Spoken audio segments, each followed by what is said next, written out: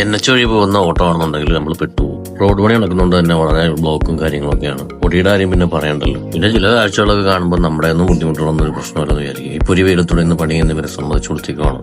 അച്ഛന്റെ ചായക്കട കണ്ടപ്പോൾ അവിടെ കയറി. അല്ല മലയിലാണ് സുഖീനും ഏത്തക്കപ്പൊക്കെ ഇരിപ്പുണ്ട്. എനിക്കാണെങ്കിൽ പനിയായുണ്ട്, ഞാൻ കഴിച്ചില്ല. ഒരു ഏത്തക്ക വാങ്ങി കഴിച്ചു. ചായ കുടിച്ചിട്ട് നേരെ പുള്ളിക്കാർബൺ എടുക്കാൻ വേണ്ടിയായിരുന്നു പോയത്. ഇന്നത്തെ അന്തരീക്ഷം കണ്ടിട്ട് പൊതുവെ ഓട്ടം കുറവാണെന്നാണ് തോന്നുന്നത്.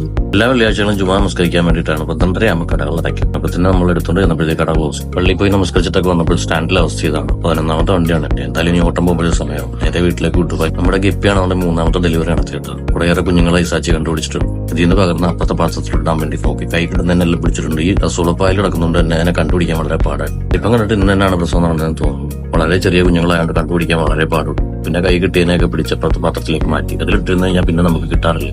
ഫോണിൽ കിടക്കുന്ന മറ്റു മീനുകൾ ആകപ്പി കുഞ്ഞുങ്ങളെല്ലാം നിന്ന് കിടക്കും. അതുകൊണ്ടാണ് ഈ മാറ്റിയിടുന്നത്. എന്റെ വീട്ടിൽ പിന്നെ തെങ്ങില്ലാത്തതുകൊണ്ട് തേങ്ങയുടെ ക്ഷാമം വളരെ കൂടുതലാണ്. കടയിൽ നിന്നാണ് മേടിക്കാറുള്ളത്. ഇപ്പോൾ 1 കിലോ തേങ്ങയ്ക്ക് 80 രൂപയാണ്. കുടുംബത്തിരിക്കുന്ന 3 മൂട് തെങ്ങാണ് ഏക ആശ്രയം. തെങ്ങ് കയറ്റക്കാർക്ക് വലിയ ഡിമാൻഡും അതുപോലെ ക്ഷാമമാണ്. അതുകൊണ്ട് തന്നെ നമ്മൾ ചെയ്തേ പറ്റുള്ളൂ. എന്തായാലും തോട്ടി എത്തുന്ന തെങ്ങിതാണ്. എന്തായാലും 10-20 തേങ്ങാവളം കിട്ടി. കുറച്ചും വെച്ചേക്കും കൊടുത്തു. കൂട്ടത്തിൽ 2 കരിക്കൂടെ ഇട്ടിരുന്നു. അതിലൊന്ന് വെട്ടി കുടിച്ചു. പിടിച്ചിയുടെ പണിയെന്ന് വെച്ചാൽ യൂട്യൂബിൽ കയറി ഇതുപോലെ സ്കെച്ച് എടുത്തിട്ട് ഇതുപോലെ കണ്ടിട്ട് അത് വരയ്ക്കുന്ന പരിപാടിയാണ്. പിടിച്ച് ചെയ്യുന്നതുകൊണ്ട് സച്ചിയും കങ്കേറും.